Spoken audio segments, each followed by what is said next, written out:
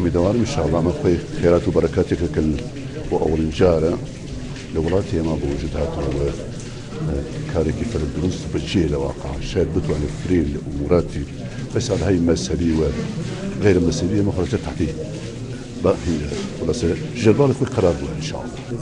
بە پشتیوانی خۆی گەورە زۆر ئومێدمان هەیە و زۆر چاوەڕوان ئینشاءڵڵا بەرهەمێکی زۆر باشی ببێتە هۆی یەکگرتووی و لێگەنجبوونەوەی مامۆستایانی ئاینی و لێگەنجخستنەوەی فکر و بیر و بۆچوونەکان و بە تایبەتی مەسائلی فقهی لەو زەمینە بوارەیە ئینشاءڵڵا ببێتە خێر و بەرەکەتێک بۆ موسڵمانان بۆ هەموو لایەک ئینشاءڵڵا. زۆر خۆشبینم بەم کارە و معارەفە و خۆشەویست بوون و یەکسویستنێکی تیا لەگەڵ ئەوەیشە بۆ پڕجوبڵاوی ئەهلی تەسەنن بەخصوص میلەتی کوردەواری خۆمان لە ئێرانە پڕجوبڵاویان یەک ئەخاتەوە